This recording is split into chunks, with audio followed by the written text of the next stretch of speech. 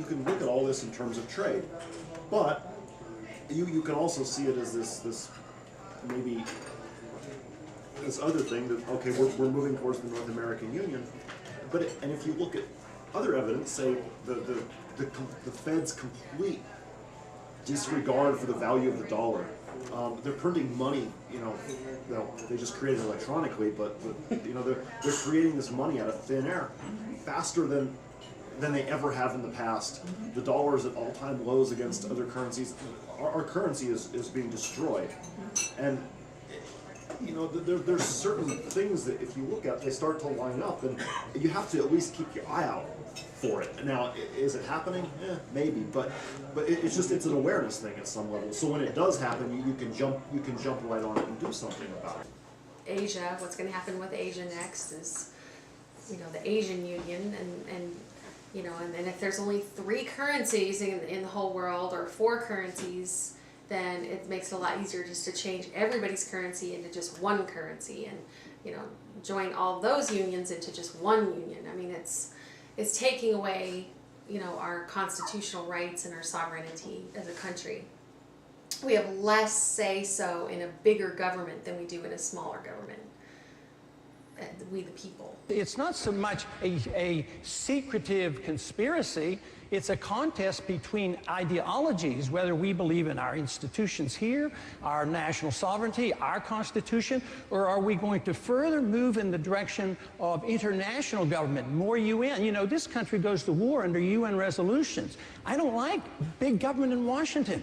So I don't like this trend toward international government. We have a WTO that wants to control our drug industry, our nutritional products. So I'm against all that, but it's not so much as a sinister conspiracy. It's just knowledge is out there. If we look for it, you'll realize that our national sovereignty is under threat. Congressman Paul, thank you.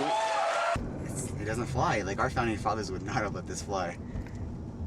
We've strayed so far away from where we started off, and we have to get back on track. Vote some changes in, or vote these people out. If they're not representing us, if they're breaking the law, if they're not reading the Constitution, if they're not even reading our own state rules, they're not doing their job.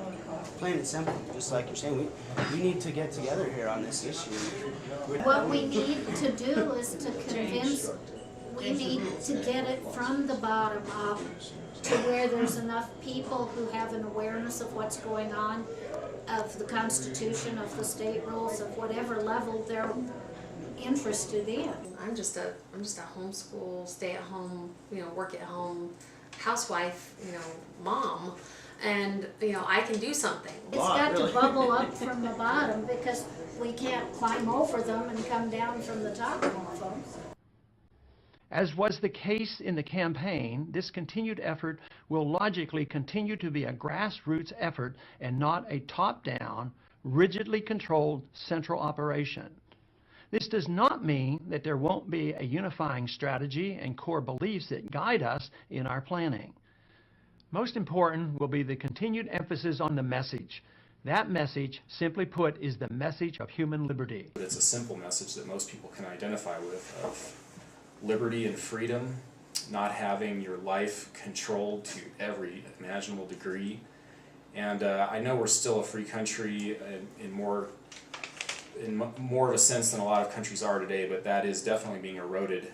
Everybody knows that, I think. I mean, it's like a funnel, it just keeps getting, tighter and tighter. It's like first you get these big giant concepts of, our Constitution is being overlooked, and then it kind of gets, funneled down into the genetically modifying our foods, and, we have no say about it, and it's, who knows what kind of,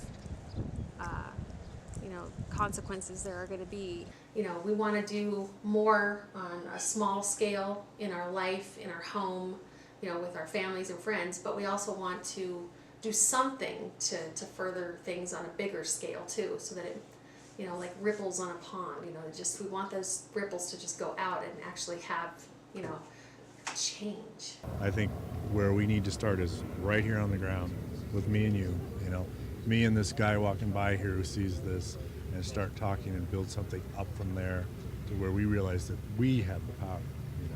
These 600 people in Washington who are our Congress and our executive branch, and why do we give them so much power?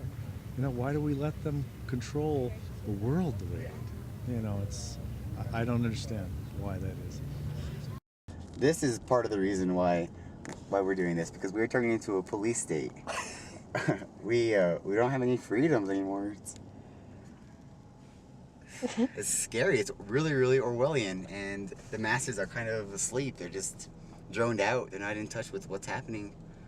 Ramona and myself decided to run for the ASU student government because we just weren't satisfied with what was happening in our government, with our local government, and we use a lot of the ideas from the freedom movement as our platform.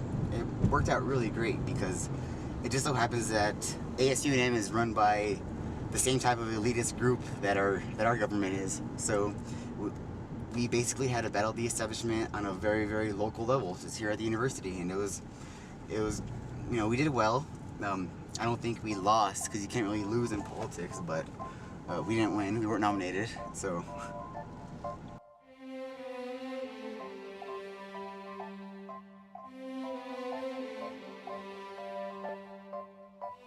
What has sparked your interest in running for a Senate position? What sparked my interest in running for a Senate position was Ron Paul and the presidential campaign. There's this whole idea of freedom and revolution. There's a freedom movement going on, and we're part of it, and I'm trying to bring a lot of the freedom movement values into the university. I don't want to be an ASU&M senator to gain power or to tell you how to run your life. I don't even know how you should run your life. I want to be a senator so I can uphold the rights that you have as a student and represent your voice when infringements on your rights arise. I want to be president, not because I want to run your lives, I don't want to be president to run your economy, and I don't want to be president to run the world. I want to be president to restore liberty. I want a government that protects your privacy and exposes government secrecy. It's reverse of what we're getting, and this idea is spreading like wildfire, and people love it. What concerns me is when these rights are ignored. The new faculty intervention team that has resulted from the Virginia Tech incident is training faculty. I would like to take 1 minute, since I didn't get a chance to answer this discussion on conservative versus liberal. We're gonna have. I promise you, you're gonna have another opportunity to do that. I promise you. Coming up in like 2 minutes, or 2 questions. Let her finish. Training faculty to profile students according to a code of degrees of danger to determine if they are a threat. This type of policy has no place in the university. I am less concerned with enacting new policies and very concerned about defending the rights we have now. I believe that ASU&M should denounce any actions taken by our local, state, or federal government that infringe on any way our individual liberties or our personal freedoms. A controlled society is a slave society.